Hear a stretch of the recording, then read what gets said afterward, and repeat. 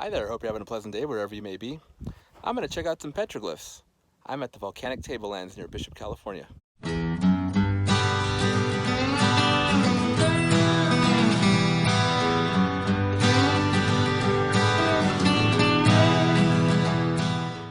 The Volcanic Tablelands are located about 5 miles north of the city of Bishop and more or less represent the area between US 395 and US 6 right after they diverge. So what exactly is going on here? Well, let's start off with a little bit of geology and note that the volcanic tableland is at the edge of an area known as the Long Valley Caldera. Now, the Long Valley Caldera was a large volcano that last significantly erupted about 750,000 years ago. Now, it was a very large eruption because there's evidence of the ash reaching as far away as Nebraska. Now, the result of that eruption and the rest of its eruptive history resulted in layers of rock deposited that were hundreds of feet thick, even over 1,000 in some places.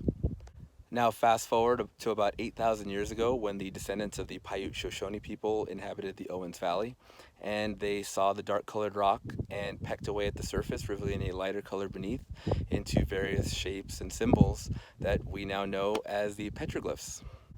Like most petroglyph sites, they don't really know exactly what is trying to be depicted. They always have their theories, and some things kind of lend themselves to being more easily deciphered than others. Now, as far as I can tell, there's 3 distinct site locations on this dirt road that I was on in the volcanic tableland. Now, I saw differing names and things like that online for these, and also, from what I understand, the Bureau of Land Management has had trouble with vandalism. So I'm going to be a little light on the specifics exactly of where things are and all that. However, with the little bit of information I've given you more than enough to do a Google search and figure out where these are. It's not that complicated. As you arrive at this particular site, there is a little parking area. However, that's about it for the infrastructure here. As you're going to go start to explore, I would suggest staying toward the right. That seems to be where majority of the petroglyphs were. I found a few scattered to the left, but I think the bulk of them were over here. There were a handful to look at. One of the first sets that you'll encounter at this particular site is on kind of a rough piece of rock here. Usually they're on a little smoother surfaces from what I've experienced in the past. So they kind of blended in. I almost didn't see them at first. But then almost like a magic eye, you let your eyes relax and there they are. Boom, they just start popping out. So pretty cool. Just thought it was kind of interesting. In addition to the petroglyphs at this site, there's also evidence of sort of grinding stones. There's some here in this little alcove under the rock here. Then there's also a flat rock just up ahead that has some holes in it. That some of them may be naturally forming, but I think some of them are man-made. As far as I can tell, this humanoid figure is sort of as high up the hill as these petroglyphs go. So if you're exploring the area and you hit this one, just know you don't really have to go much further because there's not much else up there. It's a pretty good landmark to use. However, there is like a fire ring thing that's just about 20-30 feet up.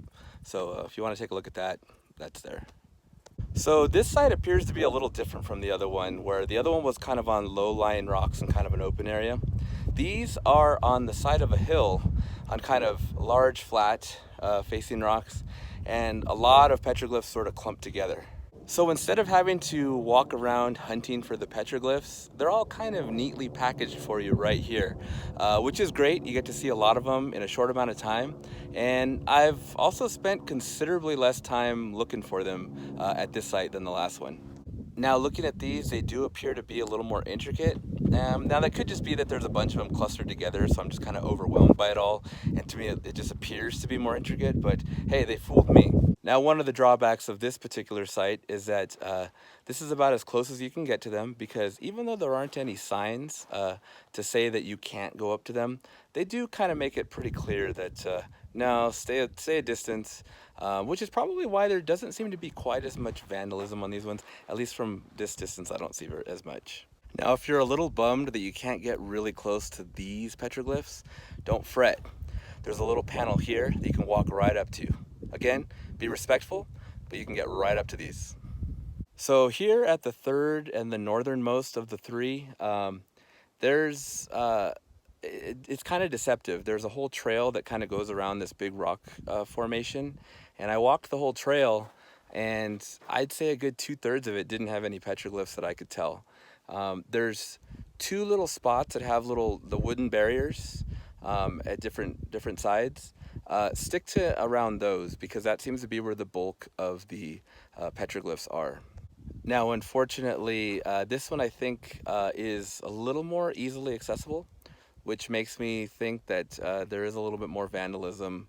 The first and the third one seem to have the most vandalism, but then again, they're also the ones that you get closest to. The middle one didn't seem to have as much, but it's also the one that's a little more restricted. And like I said, as far as visiting these, I was on a dirt road for, gosh, it was probably about 15, 17 miles or so. And there were stretches where it was a good road, and then there were stretches where it was really, really washboarded. Now, I'm in a two-wheel car. I made it no problem, but yeah, it was a little bumpy at times. However, all day, I've only seen one other person at any of the sites, and then I saw a little batch of off-road vehicles go by on another road. So it's been pretty quiet out here. And it's also 100 degrees, so that's probably why there's not too many people. And it's a Sunday, so.